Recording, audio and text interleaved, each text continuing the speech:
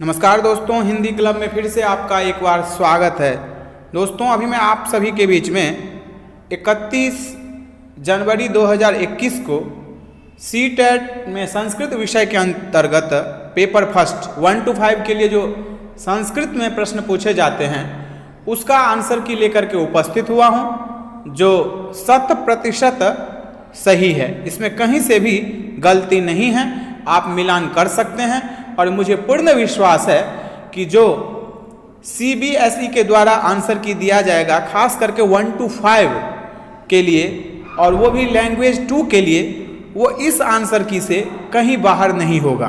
तो साथियों, आप सभी को पता है कि 1 to 5 में जो सेकंड लैंग्वेज के अंतर्गत प्रश्न पूछा जाता है वो 121 से लेकर के और 150 तक का होता है।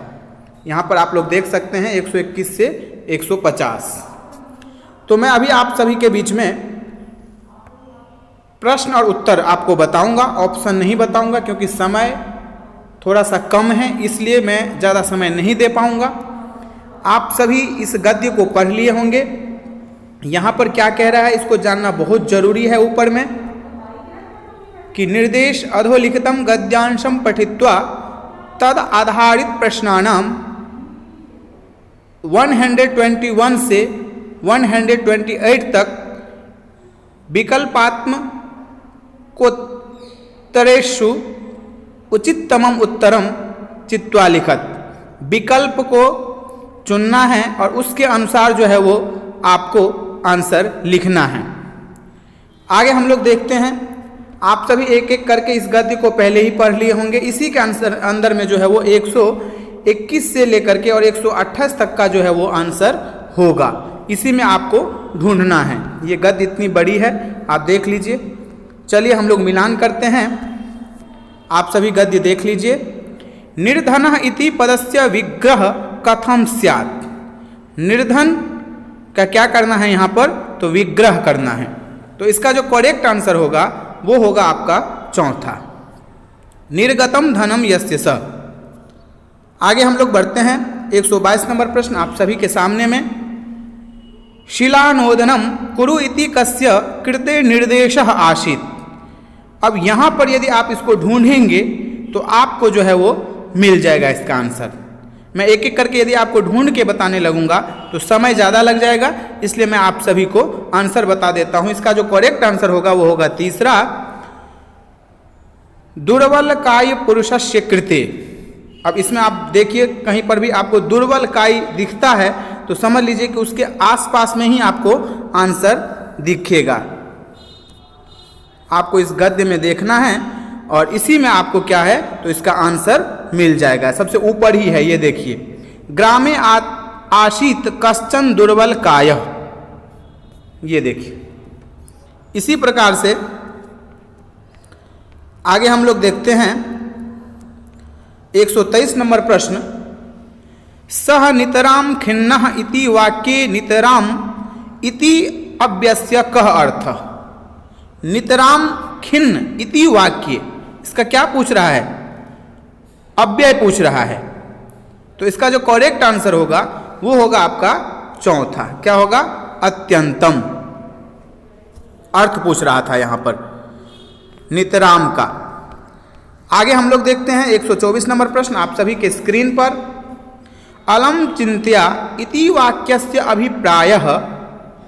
अब यहाँ पर अलम चिंत्या इति वाक्य से अभिप्राय पूछ रहा है। देखिए, हिंदी और संस्कृत में कोई ज़्यादा अंतर नहीं है, थोड़ा बहुत भी यदि आपको आता है तो आप सही नंबर लाए होंगे इस बार। 124 नंबर का जो है वो करेक्ट आंसर है आपका दूसरा, चिंताम न कुरु। अलम चिंत्या इति वाक्य से अभिप्रायः चिंताम न कुरु। आगे 125 नंबर प्रश्न आप सभी के सामने में। दुर्बलकायः मनुष्य कथम आसीत। दुर्बल काय मनुष्य कथम आसीत, कैसा था। तो अब यहां पर देखिए, गुणी धनिकः और निर्धना और बुद्धिमान, कैसा था। अपने मन से नहीं लगा देना है कि धनिक था, बहुत ज्यादा पैसे वाला था। जो इस गद्य में दिया गया है वही आप लगाएंगे। तो इसका जो करेक्ट आंसर होगा वो होगा तीसरा, निर्धनः। आगे हम लोग बढ़ते हैं। भगवतः आदेशेन दुर्बल कायः मनुष्यः कति दीनानि शिलानोदनम अकरोत्। कितने दिनों तक? स्वाभाविक है, यहाँ पर पूछ रहा है सप्ताहम यावत, मासम यावत, मासद्वयम यावत, मासत्रयम यावत। ये थोड़ा बहुत भी यदि आप संस्कृत जानते हैं तो आसानी से कर लिए होंगे। 126 नंबर का करेक्ट आंसर है आपका मासत्रयम, यही होगा। आगे हम लोग बढ़ते हैं 127 नंबर प्रश्न आप सभी के सामने में। दुर्बल जनेन शिला नोदन कार्यम कार्यता भगवता किम अभिष्टम आसीत। तो इसका जो करेक्ट आंसर है 127 का वो पहला ही है साथियों कि दुर्बलः शक्तियुक्तः स्यात् इति। कैसा था? तो दुर्बलः शक्तियुक्तः स्यात् इति। आगे हम लोग बढ़ते हैं 128 नंबर प्रश्न आप सभी के सामने में। शक्तिहीनता कारणतः सह दुर्बलः किम न प्राप्नोति स्म। क्या है? शक्तिहीनता कारणतः सह दुर्बलः किम न प्राप्नोति स्म। तो इसका जो करेक्ट आंसर होगा आपका 128 का वो होगा तीसरा, वृत्ति कार्यम। तो साथियों 128 तक हो गया पहले गद्य में। अब दूसरा गद्य आप सभी के सामने में है, ये देखिए। वही कह रहा है यहाँ पर भी, अधोलिखितम गद्यांशम पठित्वा तद आधारित प्रश्नानाम 129 से 135 तक विकल्पात्मकोत्तरेभ्यः उचिततमम उत्तरम चित्वा लिखत। अब 129 से 135 तक का जो आंसर है वो इसी गद्य में आपको मिलेगा, कोई ज़्यादा नहीं है। देखिए थोड़ा बहुत भी यदि आगे पीछे आपको प्रश्न से इस गद्य में दिखता है तो समझ लीजिए कि वही इसका जो है वो आंसर होगा। चलिए, ये गद्य इतना बड़ा है, अब यहाँ आप लोग देख लीजिएगा, समय का अभाव है। 129 नंबर प्रश्न, जल्पनादिकम तेन न कृतम मया सह इति वाक्यम कस्मिन वाच्ये लिखितम। अब यहाँ पर वाच्य यदि आपने पढ़ा होगा, कर्मवाच, कर्तृवाच, भाववाच, जो भी पढ़ा होगा तो आपको यहाँ पर आंसर ढूंढने में आसानी हो जाएगा। जल्पनादिकम तेन न कृतम मया सह इति वाक्यम कस्मिन वाच्ये लिखितम। तो 129 का जो करेक्ट आंसर है कर्म है। क्या है? जल्पनादिकम। कर्म, कर्म करेगा तभी ना कुछ करेगा। जल्पनादिकम, जलपान का मतलब क्या होता है? जब आप कुछ नाश्ता वगैरह करते हैं तो कर्म करते हैं, क्या करते हैं? कुछ ना कुछ तो करते ही हैं। इसलिए यहाँ पर आसानी हो गया होगा, इसके अंदर में है इसका आंसर, लेकिन ये जो है वो थोड़ा सा आपको घर में ही पढ़ना होगा। 130 नंबर प्रश्न, गृहे भोजनम न खादित्वा कह बहि अगच्छत। गृहे भोजनम न खादित्वा कह बहि आगच्छत। तो 130 का क्या है? कौन घर में नहीं भोजन किया? तो ये इसका पुत्र, पुत्रः। 131 नंबर प्रश्न, यदा पिता पुत्रस्य पार्श्वे उपाविशत तदा पुत्र कीदृशम आसीत्। तो इसका जो करेक्ट आंसर है 131 का वो दूसरा है, अधोमुखः। 132 नंबर प्रश्न, पुत्रः भोजनम न कृतवान इत्यह माता कीदृशी आसीत्। तो 132 का करेक्ट आंसर होगा आपका तीसरा, जलमपि न पीत्वा आसीत्। इसके बाद 133 का हम लोग देखेंगे। तो साथियों 133 नंबर है कि पुत्रम बोधयितुम पितुः वाणी कीदृशम आसीत्। तो इसका जो आंसर है वो इसी गद्य में है। तो 133 नंबर का जो करेक्ट आंसर होगा वो होगा आपका पहला, हृदय स्पर्शिका, हृदय स्पर्शिका। आगे 134 नंबर प्रश्न आप सभी के सामने में, अद्य मया किम कृतम इति कस्य मनसि विचारः प्राचलत। तो 134 नंबर का करेक्ट आंसर होगा आपका दूसरा, मातुः। 135 नंबर प्रश्न, भोक्तुम इच्छा इत्यर्थे किम पदम अत्र प्रयुक्तम। यहाँ पर कह रहा है कि भोक्तुम इच्छा इत्यर्थे किम पदम अत्र प्रयुक्तम। तो 135 नंबर का जो करेक्ट आंसर होगा वो होगा आपका पहला, बुभुक्षा। इसी प्रकार से हम लोग आगे बढ़ते हैं और 136 नंबर प्रश्न देखेंगे। 136 नंबर से जो प्रश्न होगा 150 तक वो होगा साइकोलॉजी, सीडीपी, बाल विकास एवं शिक्षा शास्त्र से संबंधित। आप सभी को पता है 15 प्रश्न जो होता है वो वहीं से पूछा जाता है। तो उचिततमं विकल्पम चित्वा अधो लिखित प्रश्नानाम उत्तरम प्रदत्त। तो 136 नंबर प्रश्न हम लोग देखते हैं। समय बहुत कम है इसलिए जल्दी जल्दी आपको बता देता हूं, आप लोग आंसर मिलान कीजिए। शिक्षकेन पृष्ठेषु अधो लिखित प्रश्नेषु कः प्रश्नः कक्षायाः बहुभाषिक वादस्य प्रोत्साहनं कुर्यात्। बहुभाषिक वादस्य प्रोत्साहनं कुर्यात्, यहाँ पर क्या देखिए प्रोत्साहन शब्द आया, किसी को क्या करना है, प्रोत्साहन देना है, किसके लिए, तो यहाँ पर देखिए शिक्षकेन पृष्ठेषु अधोलिखित प्रश्नेषु कह प्रश्न कक्षाया, तो इसका जो करेक्ट आंसर होगा वो तीसरा होगा, स्वभाषया शाकानाम नामानि लिखत। अब स्वाभाविक है कि एक क्लास में बहुत सारे बच्चे हैं और बहुत तरह के भाषा जानते हैं, कोई हिंदी जानता है, कोई इंग्लिश जानता है, कोई मैथिली जानता है, कोई मगही जानता है, कोई यूपी का जो कोई भाषा है वो जानता है, कोई झारखंड का रहने वाला है वो जानता है, कोई दिल्ली का रहने वाला है वो जानता है। सब अपने भाषा में यदि नाम लिखेगा तो स्वाभाविक है क्या होगा, अलग अलग होगा। तो इसी प्रकार से इन्होंने कहा कि इसका जो आंसर होगा वो तीसरा ही होगा 136 नंबर का, कि स्वभाषिया अपने भाषा में शाखा नाम नामानी लिखत। आगे साथियों चलते हैं 137 नंबर प्रश्न आप सभी के स्क्रीन पर। निम्नतर कक्षासु अत्यानुप्राशिक वितानाम उपयोगः क्रियेत यतः। तो इसका जो करेक्ट आंसर होगा 137 का वो दूसरा होगा, ताभि विद्यार्थिनः लक्ष्य भाषां भाषितुम अवसरम प्राप्नुवन्ति। चलिए आगे बढ़ते हैं 138 नंबर प्रश्न आप सभी के सामने में। एका शिक्षिका कक्षायाम श्रवण संबंधित गतिविधि, कौन सी संबंधित, यहां पर थोड़ा ध्यान दिया कीजिए, श्रवण संबंधित गतिविधिम कारयितुम निश्चयं कृतवती, सा चर्चा रूपानां गतिविधीनां योजनानां करोति, काश्चन गूढ़ प्रश्नान् पृष्ट्वा छात्रान् श्रोतुं नियोजयति, तेषां रुचिं चर्चा न वर्धयति, एताः प्रस्तुतियः सन्ति। क्या कर रही है, तो अब यहाँ पर देखिए ये चार ऑप्शन है, तो इसमें जो करेक्ट आंसर होगा 138 का वो होगा तीसरा, श्रवण समयक गतिविधि। श्रवण समयक गतिविधि जो है यहाँ पर करवा रही हैं, जो शिक्षिका है सुनने वाली गतिविधि जो है वो करा रही हैं, उसके ऊपर में जो है वो क्या कर रही हैं, चर्चा कर रही हैं। तो चलिए आगे बढ़ते हैं 139 नंबर प्रश्न। भाषा कक्षायाः चित्राणां विज्ञापनानां प्रयोग विषये अधोलिखितेषु का उक्ति न समीचीना। का उक्ति ना समीचीना, समीचीन मतलब सही कौन सा नहीं है यहाँ पर ये पूछ रहा है। तो इसका जो आंसर होगा 139 नंबर का वो होगा आपका चौथा, एतेन बालैहि काल्पनिक जगति तथा च कक्षायां तेषां सर्जनस्य कृतं स्थानं प्राप्यते। चलिए हम लोग आगे बढ़ते हैं और 140 नंबर प्रश्न को देखते हैं। तो 140 नंबर प्रश्न आप सभी के सामने में, उद्गाभि साक्षरता स्तरे अपि लेखन वर्गे स्वीक्रियते।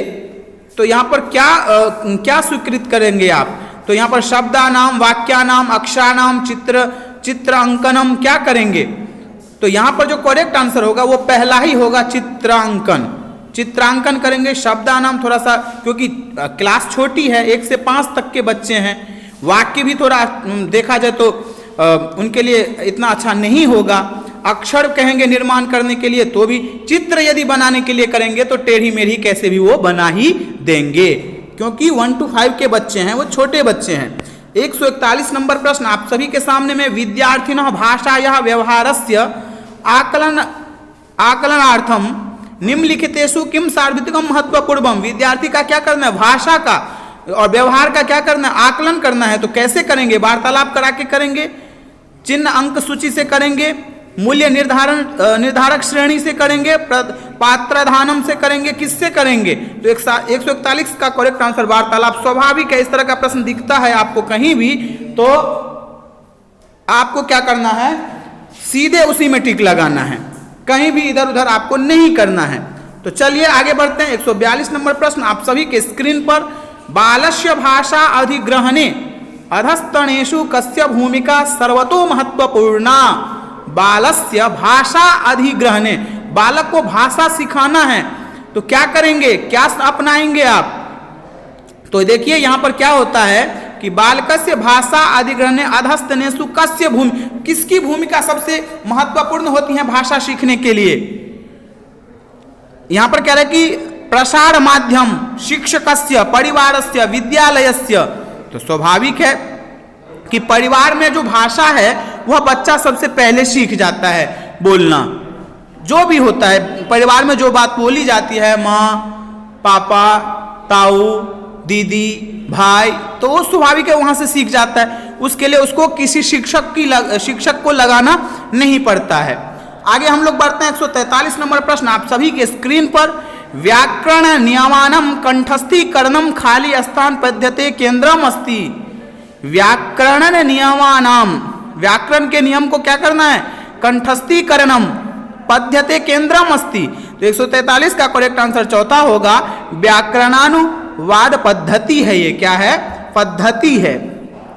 आगे देखते हैं 144 नंबर, भाषा या अधिगमस्य कृते किम न महत्वपूर्णम। भाषा सीखने के लिए इसमें से क्या महत्वपूर्ण नहीं है? सबसे बहुत बड़ी बात है। देखिए अनुवाद तो करवाएंगे नहीं, प्रोत्साहन है, आत्मविश्वास है, अधिगमन प्रति प्रवृत्ति है, क्या करवाएंगे 144 का? 144 का क्या कराएंगे? अनुवाद तो कराएंगे नहीं। भाषा अधिगमस्य कृते किम न महत्वपूर्णम, यहाँ पर ना पूछ रहा है, सॉरी यहाँ पर ना पूछ रहा है, तो अनुवाद कोई जरूरी नहीं है कि करवाएं तभी भाषा कोई सीखेगा। चलिए हम लोग आगे बढ़ते हैं 145 नंबर प्रश्न आप सभी के स्क्रीन पर। लेखनार्थम बालानाम अध्यापन समये शिक्षक रूपेण भवताम किम करिष्यते। आप क्या करेंगे बच्चों के साथ? लेखनार्थम बालानाम, क्लास में, तो 145 नंबर का करेक्ट आंसर होगा तीसरा, स्वविचारान लेखितुम बालेभ्य अवसरम ददाते। हम जाएंगे क्लास में, बोलेंगे भाई उसको ज्यादा से ज्यादा क्या करेंगे, अवसर देंगे लिखने के लिए, और स्वविचार अपने विचार को लिखने के लिए कहेंगे उसको। तो आगे चलिए हम लोग बढ़ते हैं। छात्राणाम कृते एकाम अध्यापन सामग्री अध्यापन सामग्रीम चिनोतुम अधो गतेषु किम सर्वतो महत्वपूर्णम। तो इसका करेक्ट आंसर होगा 146 का पहला ही होगा, सा सामग्री संदर्भानुकूलम भवे तस्या च संघटित रूपेण उपयोगः क्रियते। 147 नंबर प्रश्न आप सभी के स्क्रीन पर। द्वितीय कक्षाया केचन छात्रा केषांच वर्णानाम उच्चारणम कर्तुम काठिन्यम अनुभवति। द्वितीय कक्षा का बच्चा है और क्या करता है, तो उच्चारण में उसको क्या होता है, मतलब कठिन होता है, कठिन अपने आप को अनुभव करता है। तो तेसाम कठिन्य निवारणार्थम, उसका जो दिक्कत है उसको हमें निवारण करना है। तो अधो गतम मार्गेशु कह मार्गम सर्वतो प्रभावकारी भवेत। इस मार्ग में से कौन सा जो है वो प्रभावी होगा? 4 ऑप्शन दिया गया है, तो इसका जो करेक्ट आंसर होगा 147 का वो तीसरा होगा, अन्यानुप्रासी शब्दानाम इव लघु युग्म कार्यकलापानाम उपयोगम कुर्यात एवं सा छात्रान वर्णोच्चारणम कार्येत शब्देषु तस्य वर्णस्य अभिज्ञानम च करिए। देखिए जल्दी जल्दी कर रहा हूं तभी बहुत समय लग रहा है। मैं चाह रहा था इसको 10 मिनट में खत्म करने के लिए, लेकिन नहीं हो पाया। कोई बात नहीं, आप लोग आंसर मिलान कीजिएगा। 148 नंबर प्रश्न, कासा पद्धति यस्या व्याकरण नियमानुपरि प्राधान्येन ध्यानम दीयते अनंतरम च तदा आधारितानाम उदाहरणानाम उपरि। तो 148 का करेक्ट आंसर जो होगा वो तीसरा होगा, निगमन विधि। ये आपने पढ़ा ही होगा, आगमन विधि, निगमन विधि। इसका उदाहरण कह रहा कि तद आधारितानाम उदाहरण जब भी आ गया तभी ये हो जाएगा निगमन विधि। 148 का मैंने आपको बता दिया। 149 का देखते हैं, विद्यार्थिना भाषा या अधिग्रहणम कुर्वन्ति। तो इसका करेक्ट आंसर दूसरा होगा, साहजिक विनयात्मक वातावरणेन भाषाया व्यवहारम। वातावरण जब भी आ जाए तभी टिक लगा दिया कीजिए, कुछ भी पढ़ने की जरूरत नहीं है। इस तरह से हमें आंसर देना है, वातावरण दिखते ही तुरंत, क्योंकि वातावरण यदि हम उपलब्ध कराएंगे बच्चों को तो अच्छी तरीके से क्या होगा, सीखेगा। 150 नंबर हो गया सूक्ष्म मोटर कौशलस्य विकासस्य किम उत्कृष्टम उदाहरणम अस्ति। यहां पर कौशल की बात आ गई और क्या करना, विकास करना है, उसको सिखाना है, और वो भी क्या, मोटर से संबंधित। तो क्या करवाएंगे, लेखन करवाएंगे। क्या करवाएंगे, लेखन या कुर्दनम या आरोहणम या पठनम। सूक्ष्म मोटर कौशलस्य विकासस्य किम उत्कृष्ट उदाहरणम अस्ति। तो यहां पर जो है वो राइटिंग लेखनम करवाएंगे। तो इसका करेक्ट आंसर जो है वो चौथा ही होगा। साथियों, इस प्रकार से मैंने आप सभी को 1 to 5 में जो प्रश्न पूछा गया था सीटेट के अंतर्गत, उसका मैंने आप सभी को आंसर की दिया। आप मिलान कीजिए 121 से लेकर के और 150 तक। तो अभी के लिए इतना ही, फिर मिलते हैं अगले वीडियो में। धन्यवाद दोस्तों।